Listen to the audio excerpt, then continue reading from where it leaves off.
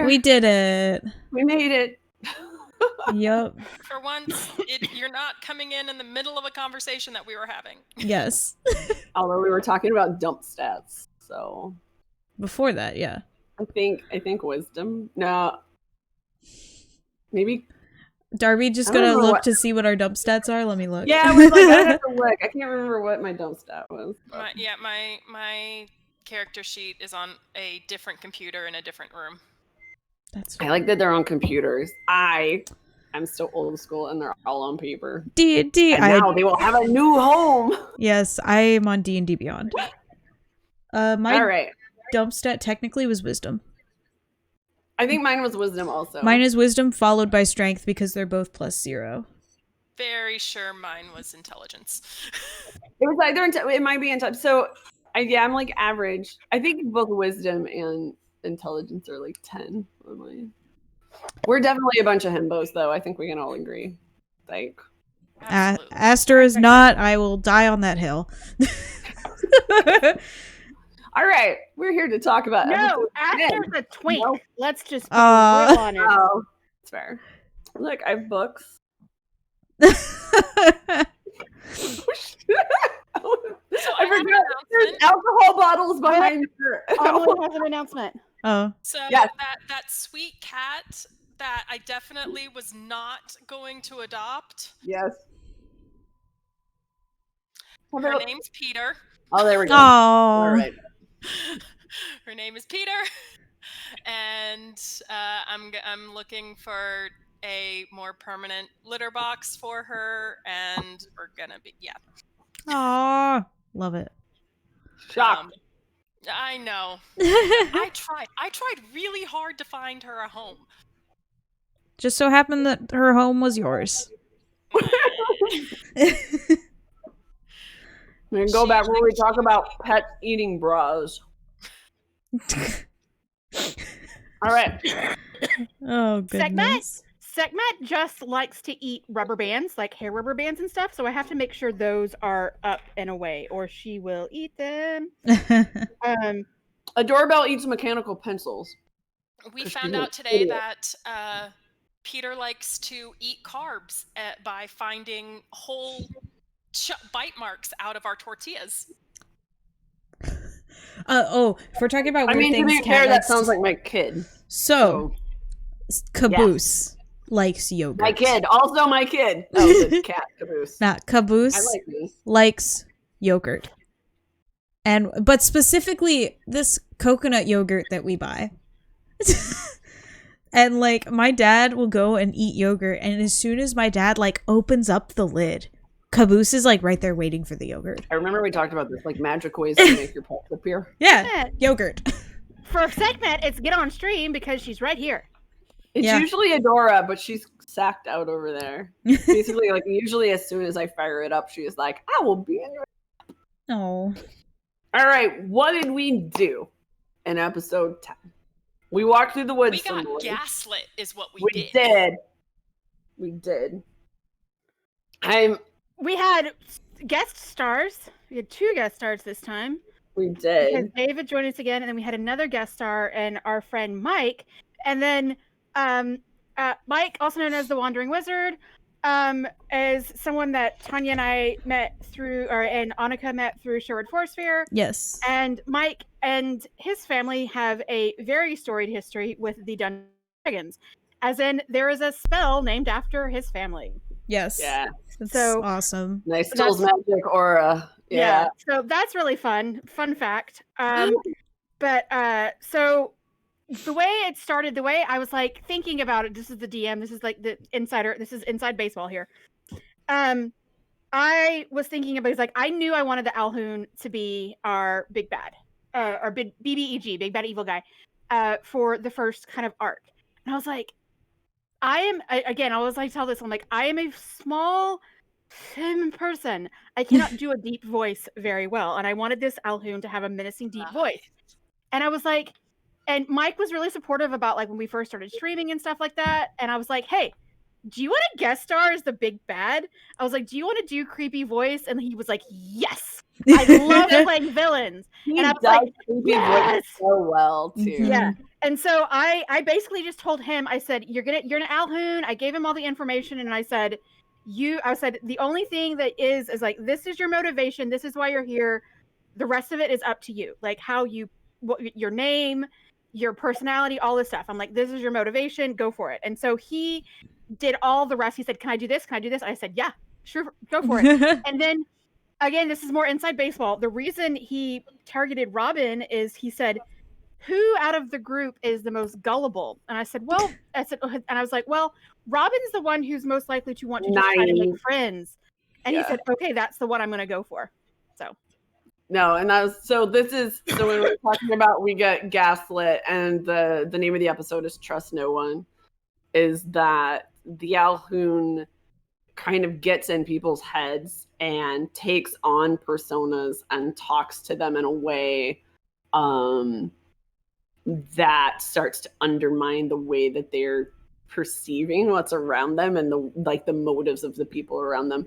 And not to mention that, but like we get to listen to, like when somebody's having a phone call and you only get to hear one side of the conversation. So we have a whole bit of that where you're only hearing one side of the conversation. Yep. And it's not great. So we are kind of on the cusp of that. We start to I think we're going to be wondering what everybody's motives actually are, who they're actually aligned with. Do we really, because like, this is the part where we're like, we've only known each other for a few weeks. Do we really know each other? Like, so far it's been an adventurous distraction to go out and deal with this. And now suddenly it's very real. And I think we're all now it's like, ooh, are we in over our heads? And also, is the enemy among us kind of thing. And I love that. One of us is an imposter, guys. Amelie, you, the keeper in the back. Yeah, and I think that like the timing is really good too, because I mean I've had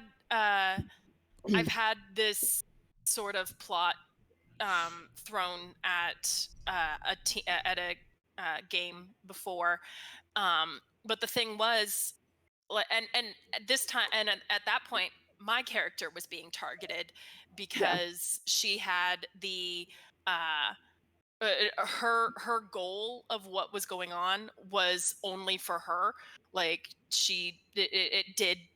it should have cut her off from the rest of the group, but we had been traveling together long enough, and I had already like done the whole thing of talking to the DM going, do I need to change my character because like she's not fitting in, Right. and so therefore we made a friendship for her with some of the other team members, and so like the timing of that was a whole lot different, and so it was a lot less effective.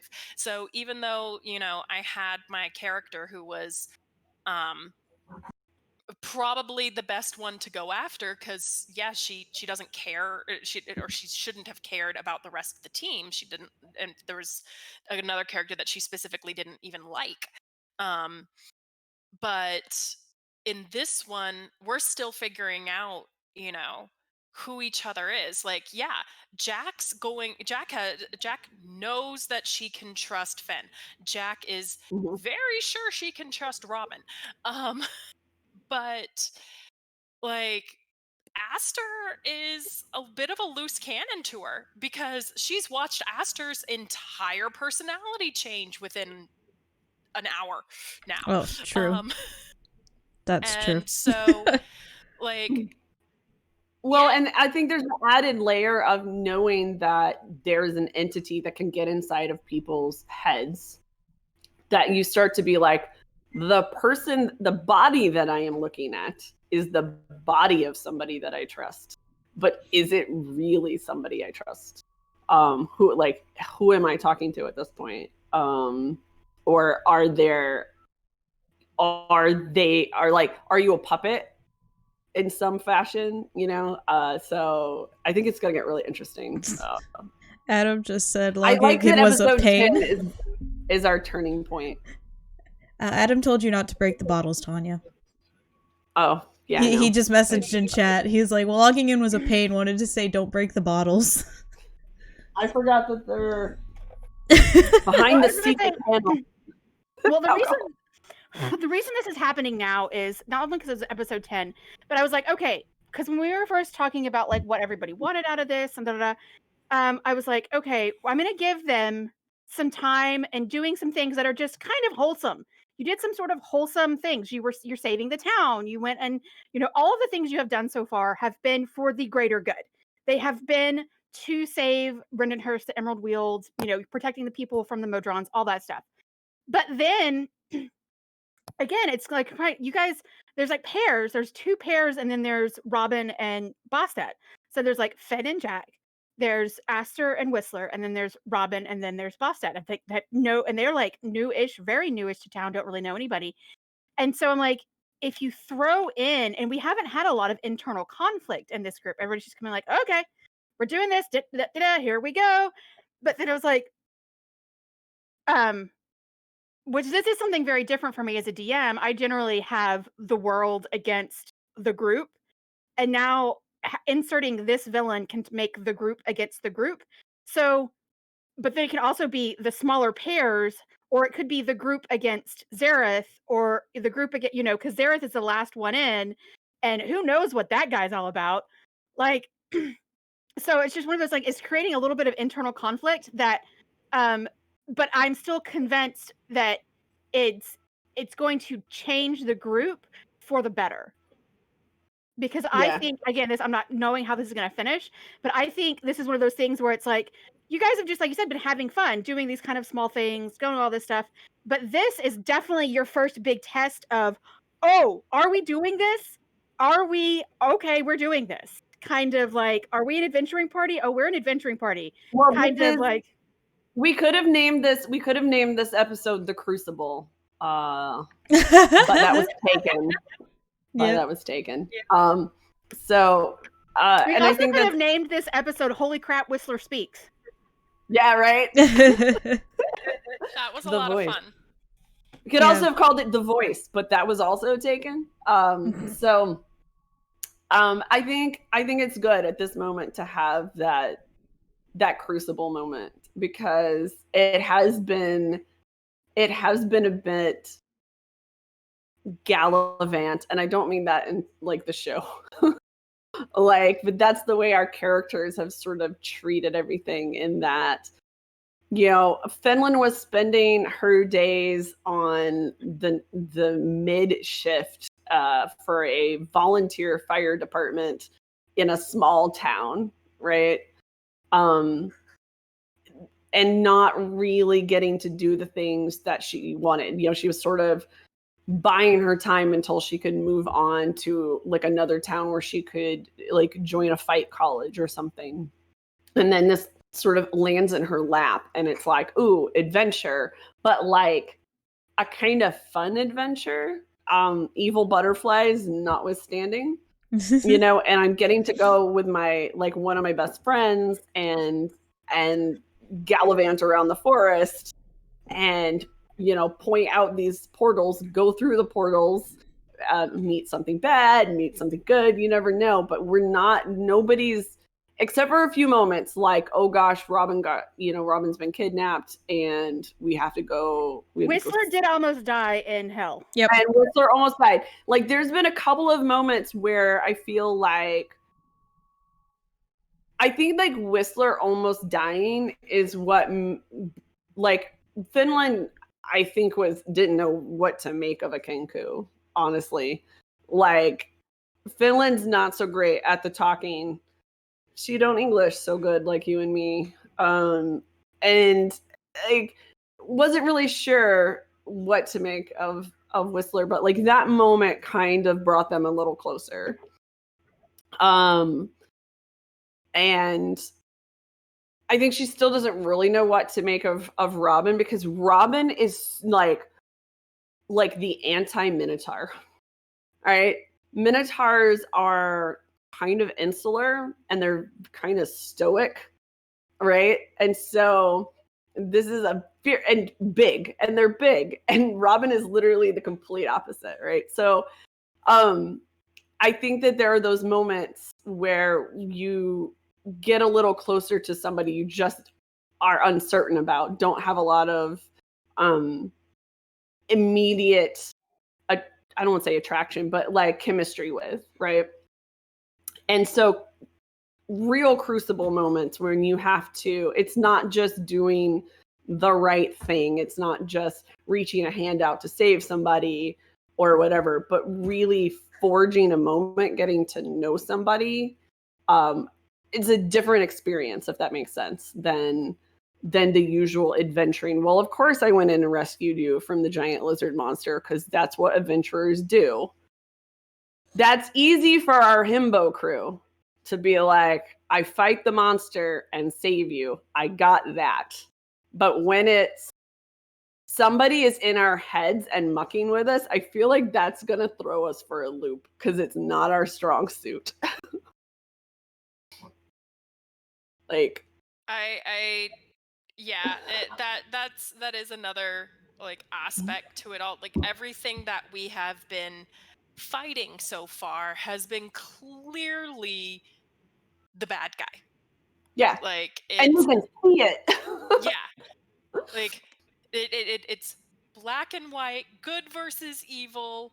Like this is the first time I'm playing a lawful good character, and it's been fairly easy to do so far, because that's what you do. You fight the bad guy and you stand for truth, justice, and the Rindenhurst way. And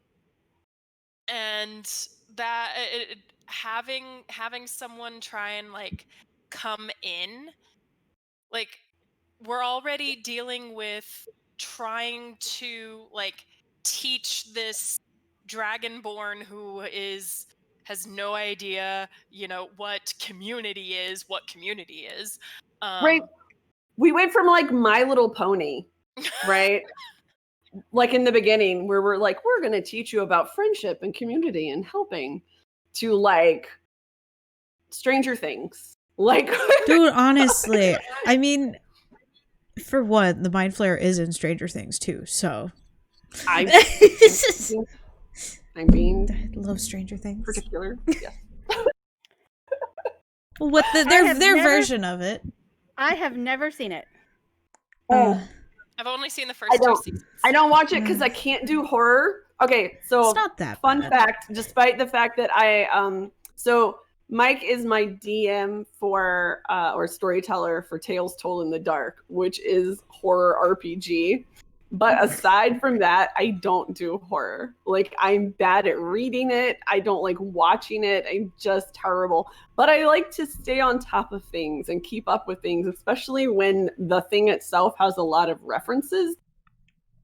So I get like the Cliff Notes versions of these sorts of things and sort of. I love Stranger Things. So good. I have particular feelings towards horror as well, and it's not because I get creeped out by it. I'm just bored. I am irrevocably and unbelievably bored by horror movies. Like, I'm just like, I don't know.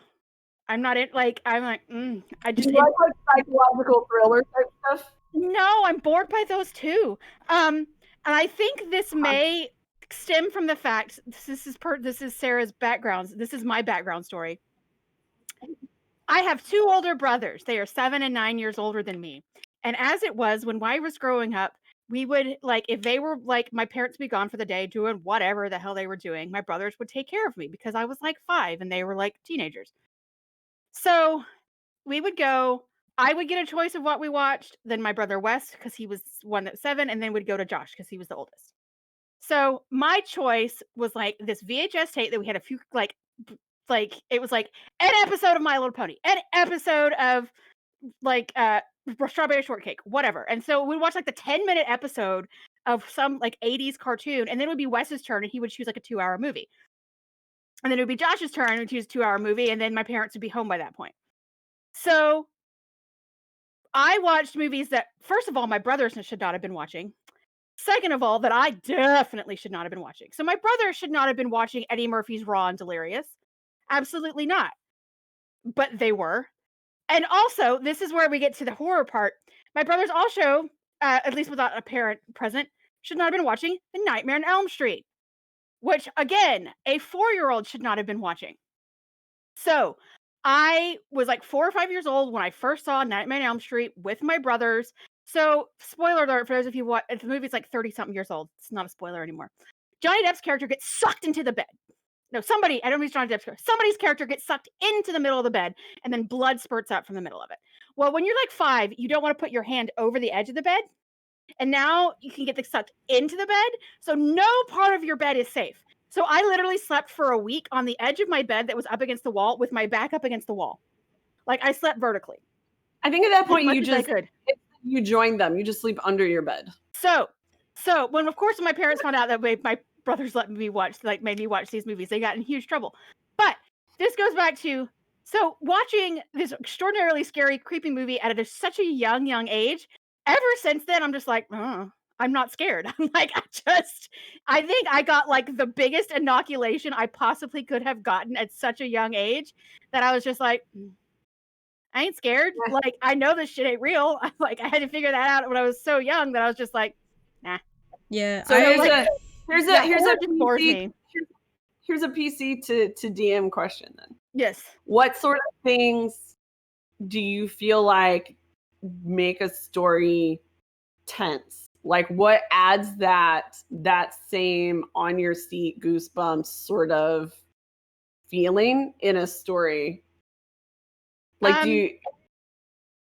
For me it's I like a lot of interpersonal conflict.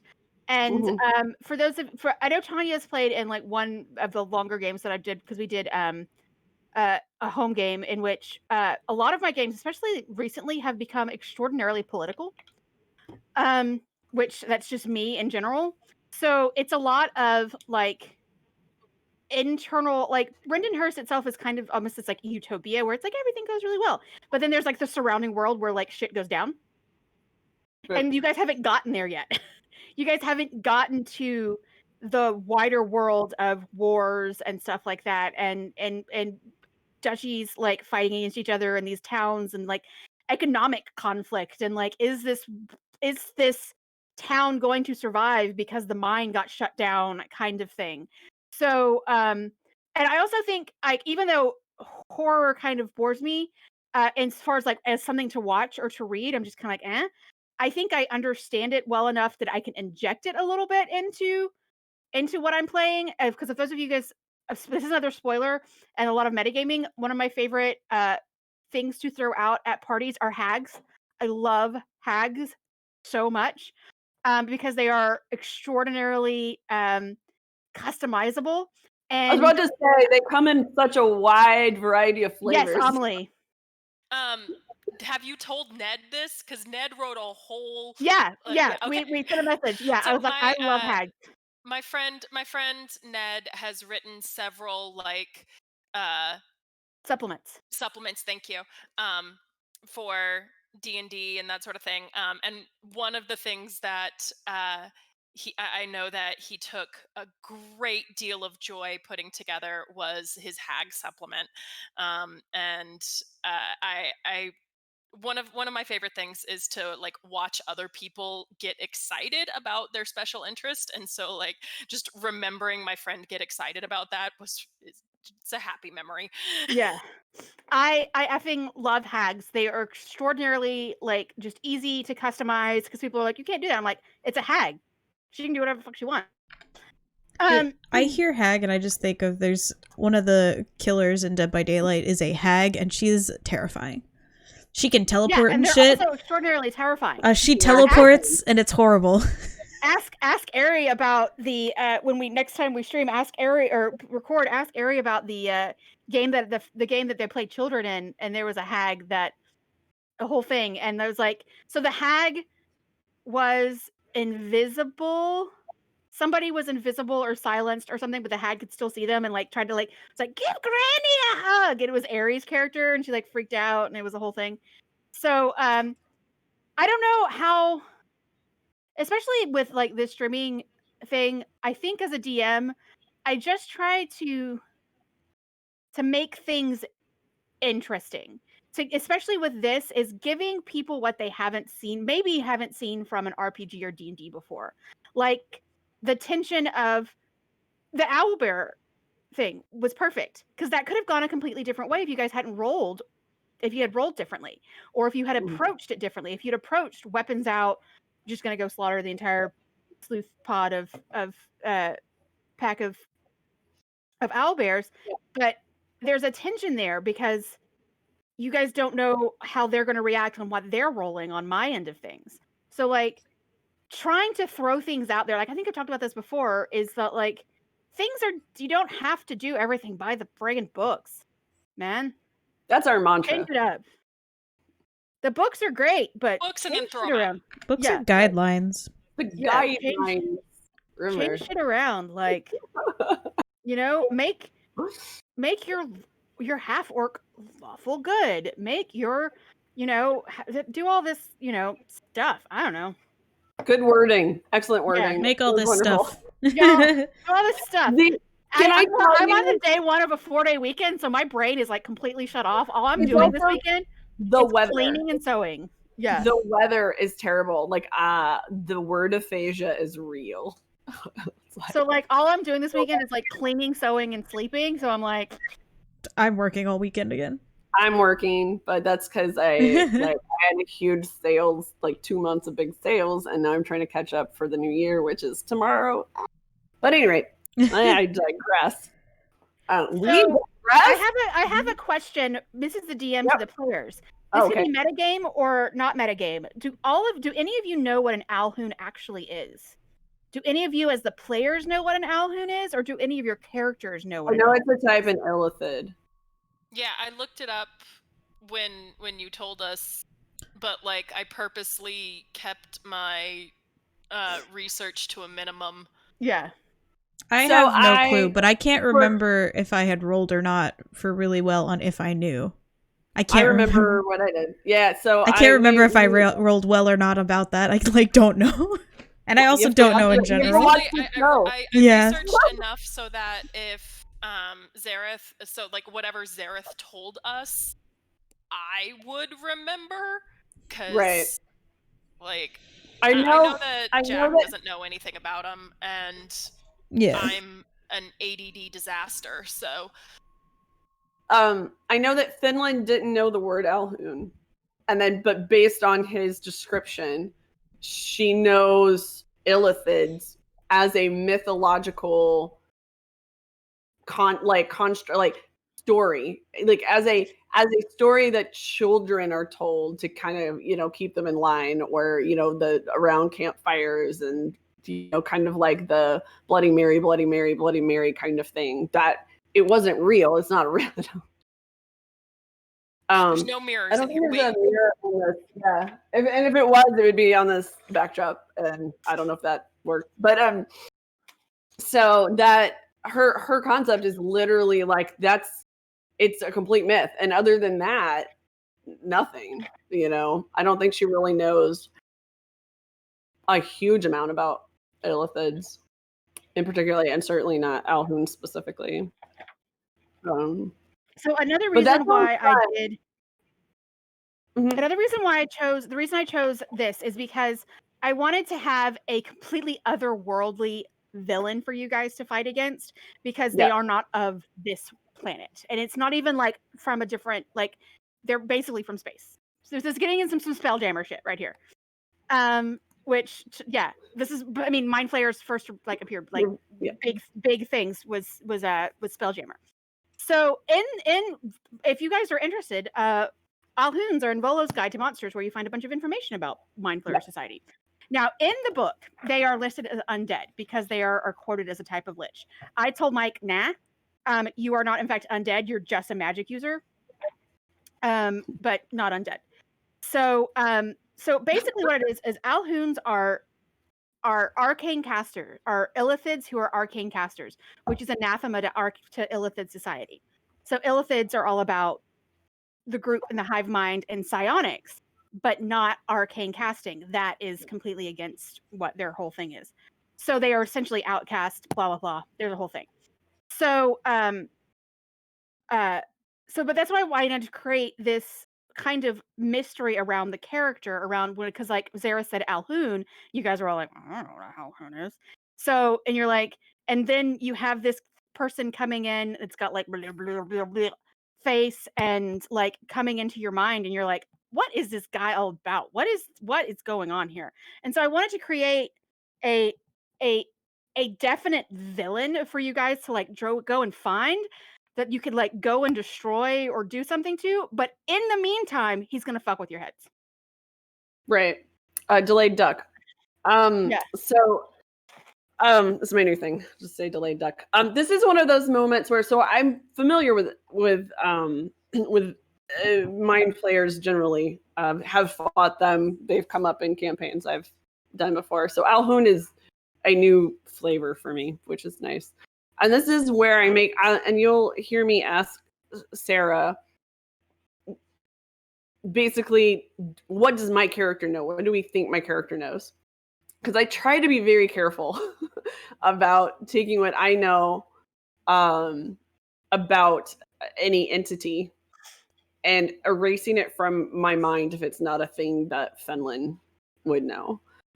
It is a trap that I think is easy to fall in. And certainly in my earlier, younger days of gaming, I had a tendency to know what was happening, right? Like, oh, I fought this before, not as this character, but I know what I'm up against, and already start thinking about how I was going to approach it to get the best outcome. But that doesn't necessarily make the best story, the best gameplay. So that kind of divorcing the knowledge that you have. I was playing a game. Adam was running it. If y'all didn't see, Adam guested for the Haven's Rest one-off. Our super soft animal one shot. Our super soft animal one shot, Haven's Rest. Anyway, so he was the DM, and I actually wasted a higher level spell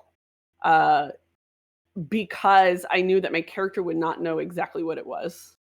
That you just don't wake up one morning and like know exactly how these spells function or what they do. And in that moment, it was actually something that she'd never cast before, but it came out of a moment of panic because her brother was in danger. And I, as a player, knew that this was a pointless thing to do, that it would have literally no effect against the thing that we were fighting, which happened to be a mind flayer, by the way. Just happened to be that it would have no effect against it, but it was the story that I wanted to tell in that moment that I thought was good, and just totally wasted that higher level spot to make that scene a little bit more dramatic.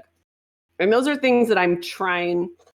I never want to be like, hey, I am the best D&D player that ever D&D'd. That's a lot of, it's D&D'd, D&D apostrophe D, I guess. I'm constantly trying. You're the best D&D player that did D&D.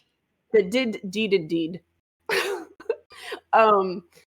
Like, I'm constantly trying to challenge myself. How can I do things faster? Like, that's one thing, like doing the live one, I was like, how fast can I think of things? And like after the game was over, I was like, oh my God, I completely like forgot about my extra attack this one time. I completely forgot that I could do this other thing. But I was like, did it matter? Did it matter that I didn't, like, each time didn't get to do it, the badass thing? No, ultimately it doesn't.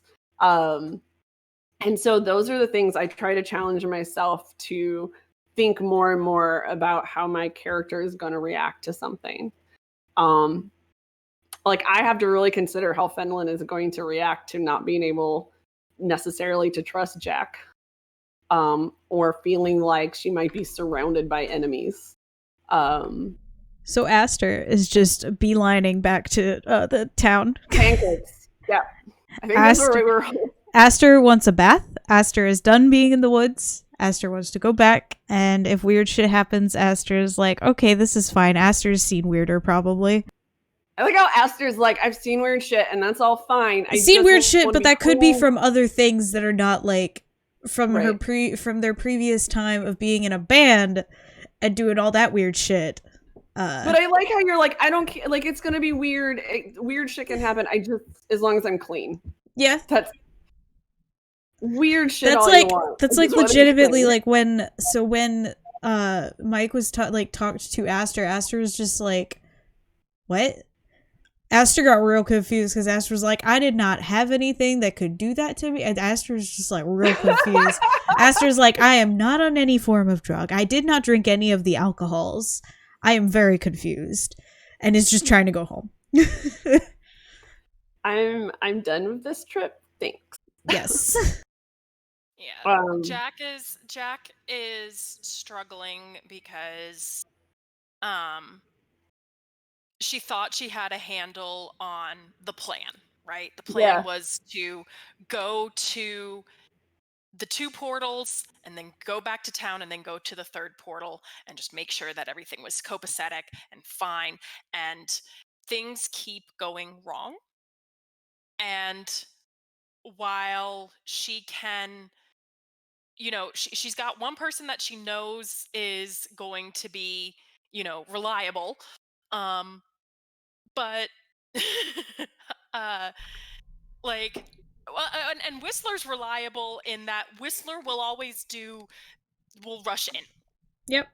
Whistler is reliable in that, and so she's like trying to metaphorically like hold on to Whistler's collar and trying to figure out if Robin's going to be an asset or a victim in any particular case. I will say this, that when the goop came out to attack everybody, one, Aster was the only one who was not near it. So if everybody is more suspicious of Aster, that's fine. That's a good point. You just kind of wandered off into the woods away from everything and were talking to yourself. Yep. I was thinking about that when we were gaming. It occurred to me like just now that I was like, I was the only one not affected by the spell because I was not near it. It may be something that occurs to Fenlin later, but I was if thinking shit like about that keeps happening, then maybe. Yeah, maybe it's definitely occurred to Jack.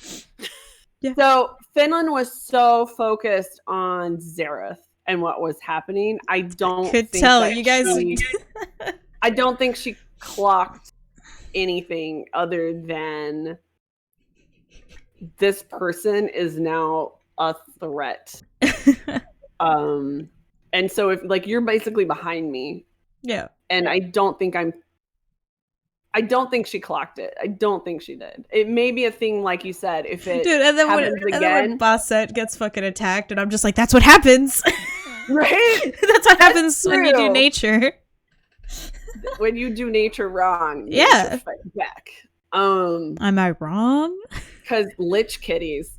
Yeah, well, because there's also the point where like Basset hasn't been with you guys for like a day or two. Yeah. And then he comes back and all this shit goes down. You guys are like, right? So what like that shows up. That's exactly what Aster's doing. Aster's just like, you fucked with nature? What? Delayed duck. Yeah, and meanwhile Jack is just trying to she's definitely feeling out of control. And like the whole thing with Zareth is she is trying to maintain some level of control. Like you need to control your own shit, delayed duck. And, like she's not completely sure. She's seen what Zareth can do in a fight, and she's not 100% sure that they can take him. Yeah. And so she's trying to maintain some level of control of, look, you need to control your own shit before I have to deal with you as a problem. I feel like Fenlin's in the same place, and we kind of hit on this a little bit in the episode, that both Fenlin and Jack are like, we have the military mind, right? You can break out of it, you can have fun with friends and whatever, but when when the fit hits the shan and people are in danger, you're like, okay, there has to be a plan. It has to be well communicated. It has to be well executed. You know, formations need to be formed. Like there is a process. And that feeling of uncertainty and not being able to control the battlefield, which may or may not even be a battlefield, may be something that Finland is not equipped really to handle in the long run. I don't know. We'll find out. Yeah, I think for this group, throwing this stuff out, you guys, like for this group, when you guys have a goal, when you have a thing you can conquer, when you have a thing you can do, kill the devils, get Robin back, find the portals, you guys are fine. When it becomes like more cerebral and intellectual, like what do we do? Like what do we do? What's going on? This is not our strong suit. Not. Don't throw cerebral issues at the himbos. No, it's not.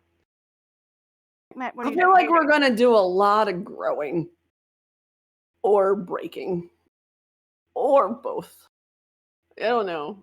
I for one am curious to see where this goes. And I'm curious to see how long it's going to take you guys, because how long Mike's going to be hanging out with us, because he's going to be there on the call, playing on the 3rd next time when we record on Sunday. But like, are you guys going to find him, and he's going to disappear again, and then he'll come back later? Or are you guys just going to abandon ship and just be like, we're going back to town? Fuck, like, here we go. Are you going to go look for him? And he's just like, okay, well, I'll just continue doing what. I'll just continue doing what I was doing, and then I'll come back in a few months, and things will be worse. Like, what are you guys gonna do? Are you guys gonna? You guys haven't talked about it after, because Robin just had that dream. So you guys are gonna have to talk. We don't even know about. We don't even know about. So you guys are gonna have to talk about, like, are we going to town? Are we abandoning that plan and staying in the woods and trying to find this guy? Like. We're abandoning Kit's Bay. Thank you, Cuz a lot, Sade, for following. We appreciate it. And then my mom asked, will Alphys return? That is what she asked. Well, if Alphys wants to return, yeah, I have to figure out, because we have people that want a guest, and like, I have to, like, as DM, I have to figure out, like, table right now. Yeah, we have a very full table, and I'm like, oh my god, this is 8 people. Like, oh my god, you guys, like. I feel like Alphys will probably come back. I feel like so as of right now, I asked Lars what Alphys is doing, and Lars said that Alphys is still chilling in that library. And what he said that he did is he said that he sent Rift to like kind of keep tabs on us. Okay. So I told Lars, I was like, have we not noticed? Apparently not, because he did like nothing. Like he just told me that that's what he wants to have happen. Some very good perception rolls. Yeah, but you guys haven't explicitly looking for a crow. We haven't been like you haven't been looking for Rift. Well, and Zareth also has a crow familiar as well. You guys have That's two, true. like two corvids flying around, and there's and my then mom other said, corvids. I miss Alphys not because he is my son. I love the character.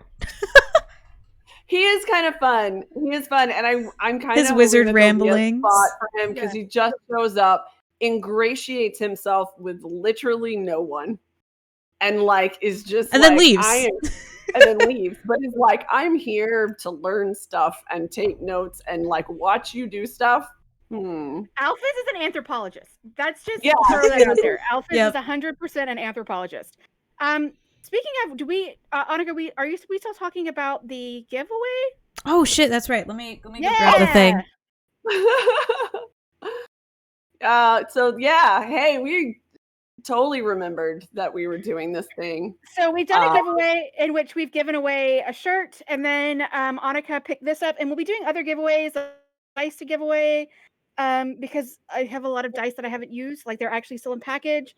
I will probably give away like a dice bag at some point. Like we will have a bunch of different giveaways for different things. Yes. So this giveaway is for Annika. Take it away. It's backwards because this. It's also still. It's backwards for us. So it's the Christmas Carol Adventure. If you are on Facebook, you have most likely over the course of December seen the ad for this module. We bought it. We ran it for our December one-shot, and we will be doing a giveaway for it. I will set it up on Twitch. Or actually, we'll just do it on Facebook. That's why this background, by the way. Yes, we will be doing the giveaway on our Facebook. So if you, what we'll probably do is you'll have to join our Facebook group to be eligible to enter, because we want more people in our Facebook group. So yeah, our Facebook is over here.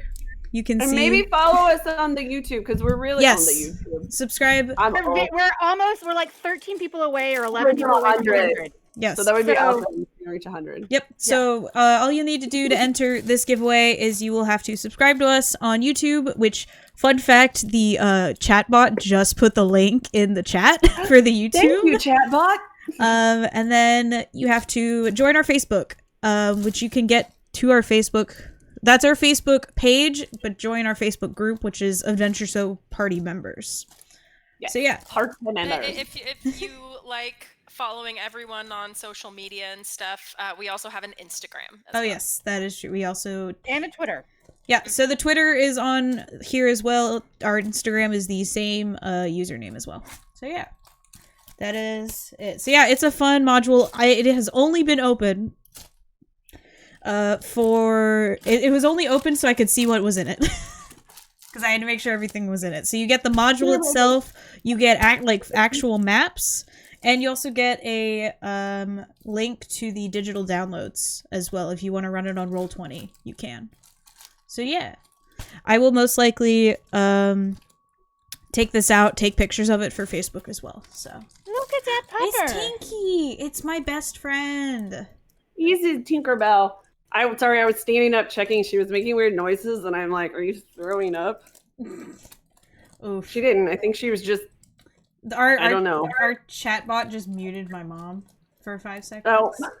Because literally, so you got caught in the PAX mute. Well, everything that PAX did is fixed now. It's just people who aren't us can't send links. That was why she got muted.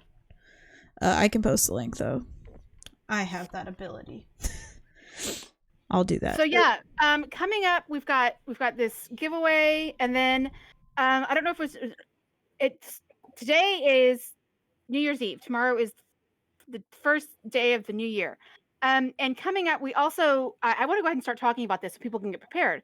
In this spring, we will likely be taking a pause on Rendenhurst and doing a different system with some different players, because we have people that will be doing a fun thing out in the forest. So we will have Annika and Tanya and people for a little bit longer, and then they will have to start going to rehearsals and then live shows for Sherwood Forest Fair. So during that time, Yas will still be going, but it will be taking a pause. We will pause Rendenhurst. And we will, again, probably pause D&D as well, and then transfer to doing a Dother system, which we haven't quite decided. I want to run a Star Trek Adventures game because I love Star Trek. And Ari is also really excited about it, and I have some other people that we could bring in, for the game. Yeah. So we have people that are, really big Star Trek fans. So if it's just Amelie and Ari, I don't care. I'm like, 2 people, let's go. Here we go. So just as an FYI, that's things that are coming in the new year is... we will finish up this kind of arc to Rendenhurst and then wind that down, and then pick up with a different system with maybe a few new players for 2 to 3 months, and then come back to Rendenhurst. Yeah, I mean, we have technically till mid-February, because all of February is online rehearsals, I believe. Yeah, so we've got some time to wrap this one up. Yeah, wrap this one up and do maybe a small little one. Yeah, so I think it'll be 3 months that Annika and I will be not here.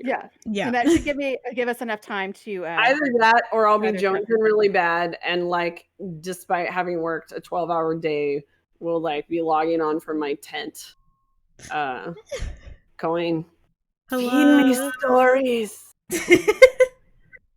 So yeah, this is an FYI, trying to, because I'm a planner. I like calendars and planning and letting people know what's going on, so you're not that's just why we have a planner now. Yeah. People are like, what's going on? Why did you guys stop doing this? Where are Tanya and Annika? Well, they're busy. We got other stuff to do. Yeah.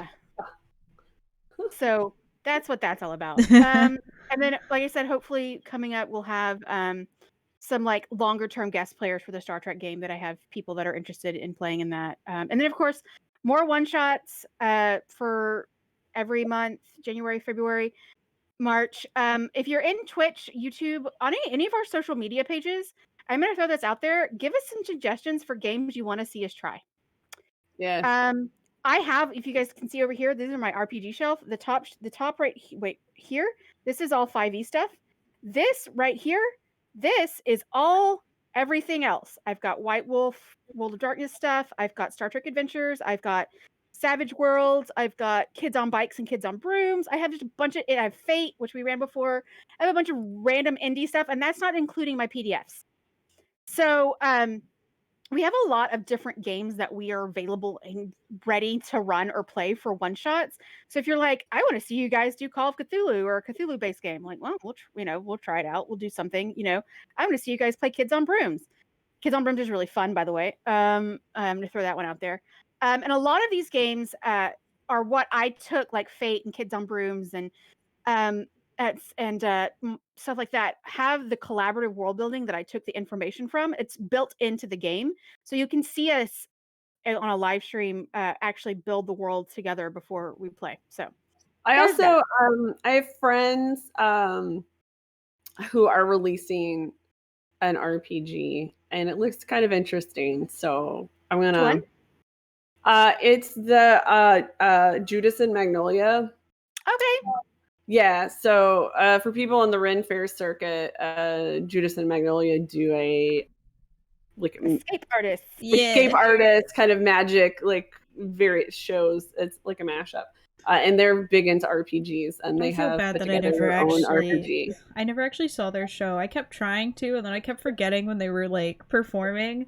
And then I was busy doing other stuff after our show. So, and I was on my way to another show. I was never like Such is the life of a performer. I would forget when they would perform, and then when I would remember, I'd be in the middle of doing stuff. Yeah, that's kind of the way it goes. And then I was always really sad. It looks interesting. So as soon as that drops, I'll throw it. And then there's also some stuff that like Ari kickstarted the whatever the witch one was. I kickstarted Thirsty Sword Lesbians because you better believe I'm going to be running Thirsty Sword Lesbians. I did the Wander Home. I did that one, and I should be getting the stuff soon. I know we've talked about doing Pugmire. Yeah. And then Pax wants to run Honey Heist. Yeah. So, yeah, we've got a lot. We talk about a lot of things. Yeah. Guess what? We get very excited about a lot of things. Yeah. So, but if you guys are like, if there's an RPG that I like, I've preferably not one of the larger ones. Like I get 7th Sea would be fun to play because pirates and stuff like that. But like that also requires a lot of Palladium. No, God no. I have a Palladium game. It's a Teenage Mutant Ninja Turtle game. But no Rifts. We are not playing Traveler. But like if it's a game that requires a lot of source books or like an expensive source book, if I can't find it or if the group can't find it for really cheap, then I'm not gonna like go for it. Because at least like Kids on Bikes, Kids on Brooms, you can buy on Drive-Thru RPG for like $10 when they're on sale and stuff like that. So we're trying to also get our cost down for our group.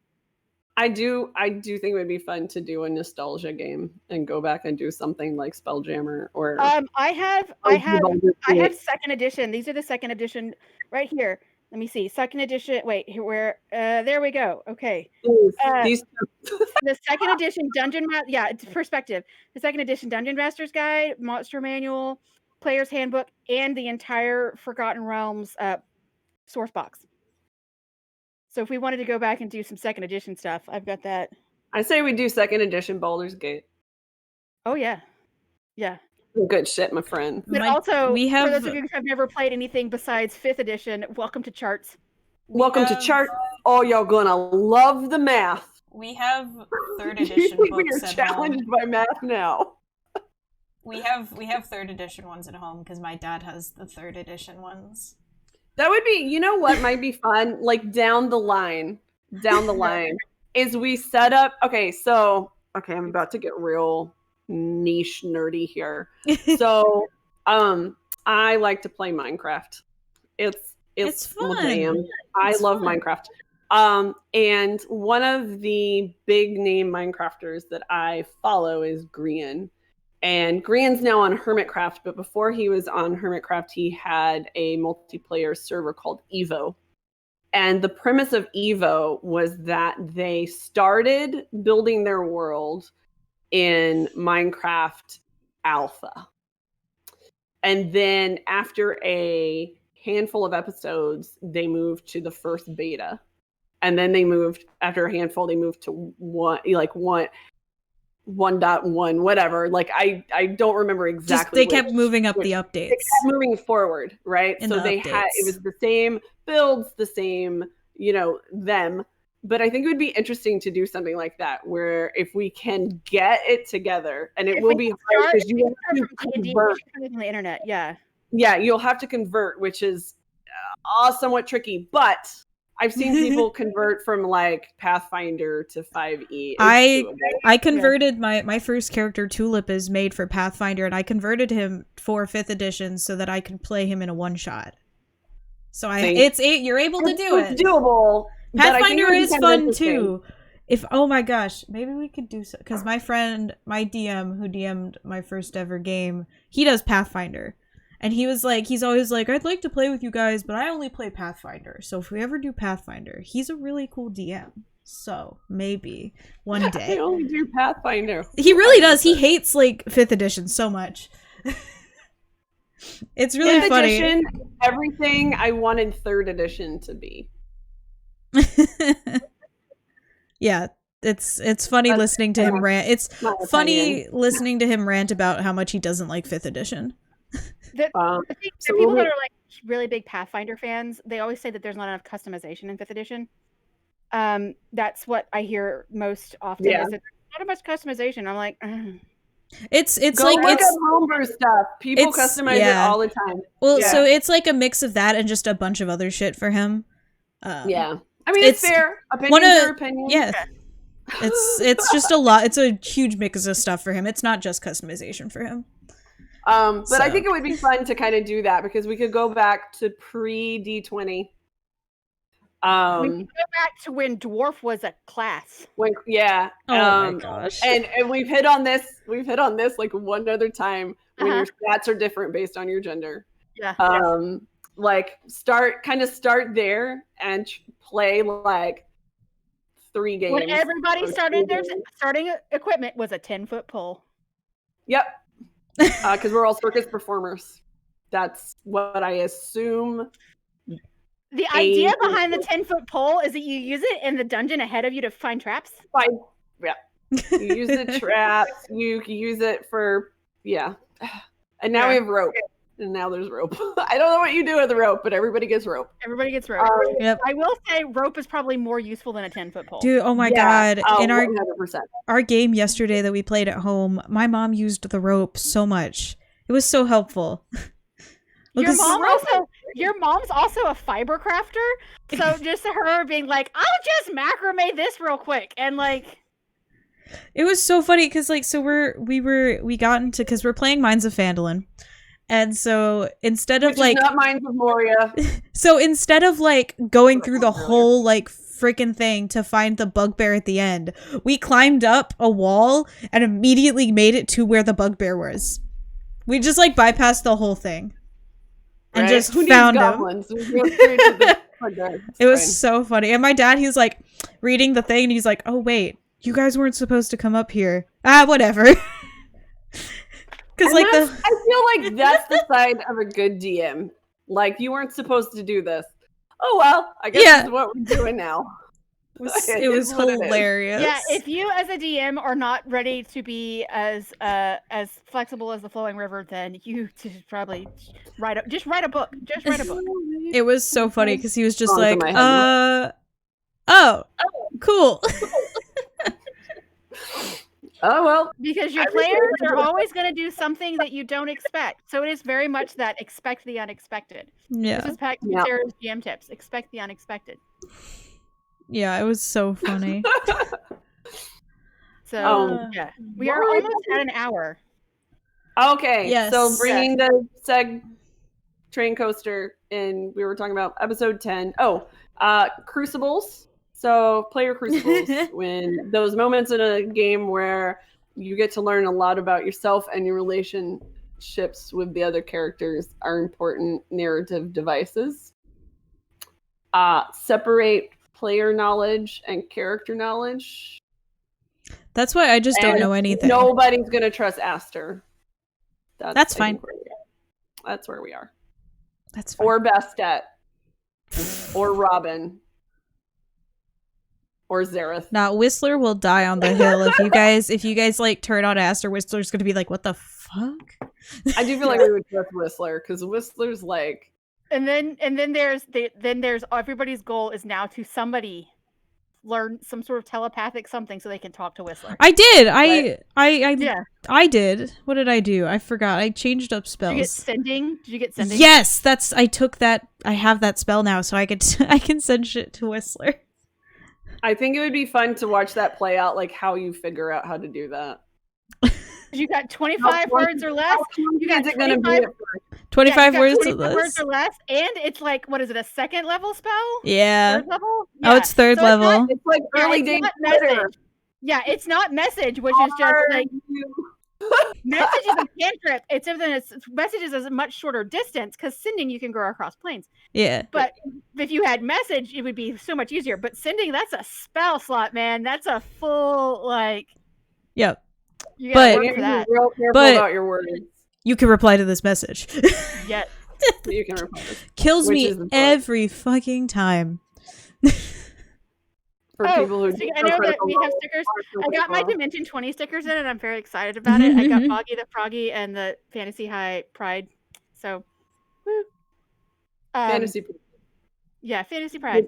With more sparkle than regular Pride? Is that possible? It's called Fantasy High. It's the thing is Fantasy High, so it's Fantasy High Pride.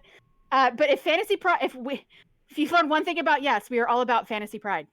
That is what we do. Is Fantasy Pride. Yep.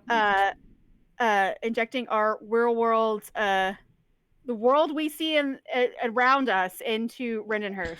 Oh, I also have comprehend language now too.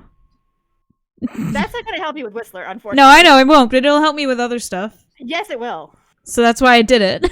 Wait, that means you'll know what I'm saying when I cuss in Minotauran? If they have the spellcast, yeah. I have to actually make up. Wait, I did make up cuss words. I should really learn my language better. I have a whole document. I know. So, yep. Yeah. I have 2 third level spell slots though. I can cast sending twice. And nothing else. Yeah. You do it when you're 5 feet away from Whistler. That's like. And right before we go into a fight, so that you don't have that prepared for anything. So no lightning bolts for Esther. I have no lightning bolts. Okay, I don't know what else you chose, so I don't know. Yeah. No, I'm not that cool. I still have 3 second levels and 2 third levels saved. Aster and Finland have stayed up all night, basically. So far, yeah. We have not slept. Y'all took the first 2 shifts. Right, yeah. No, but as of right now, we have not slept. Yes, yeah, because it's the middle of the second shift. Right. And I feel like that's what Aster's been doing this whole time, is trying to figure out how to basically do the sending spell. Like, you've just been pacing back and forth in the forest, like trying to figure out how to talk to Whistler. Well, I think I try to figure it out and being like, not necessarily trying to talk to Whistler, because if I did it to Whistler would freak out. So I might be like trying to send it to somebody who's like super far away that I know, and is being like, I'm gonna talk to. You're gonna send it back to the House Dauntless. Dude, I'm gonna like talk to like Melius, and Melius is gonna be like, who the hell is this? Right. Yeah. You're gonna send some sending back home, and they're gonna be like, I feel like you're gonna end up having to end everything with, by the way, this is Aster. Well, no, I mean, they understand it's from you, so I don't have to say that. Less than 19 words if you're going to end it with, by the way, this is Aster. As a DM, I will say, if you want to use BTW as one word, you can. Oh, yeah. BT dubs. Aster. By the way, Aster. BT dubs, Aster. That's all you have. Like, 2 words. BT dubs, Aster. Yeah. I love it. Who needs verbs and who needs it honestly aphasia, Jesus Christ. Nouns? No, we need nouns for sure. Articles. Articles. Yeah, don't need Literally, DNA. Aster Other is languages gonna have like proved that. Aster's gonna like talk to them like abbreviated everything and like Yeah. do the typical Aster text just does text speak. text speak. Yep. I love it. R and U are literally R and U. Yeah. Yeah. That's Yep. how it comes through, right? And people Yeah. like when people get the message. Are like, you? It's like they'll see the letter, Letters. like they'll see the letters and they'll be like, "What the hell?" Yeah. Oh my god, that makes. I can make a spell. Maybe, Okay, so because so we know how big we are on like accessibility and stuff like that. Yeah.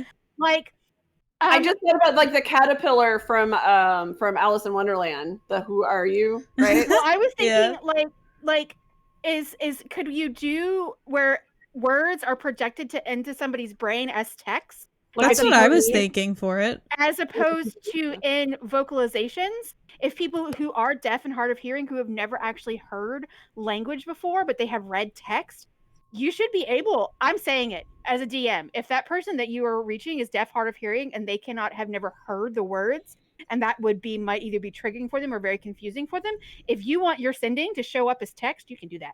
Oh, I mean, that's what I was already planning. If it's gonna be like the text shorthand text, yeah. Yeah. Because accessibility matters. Yeah.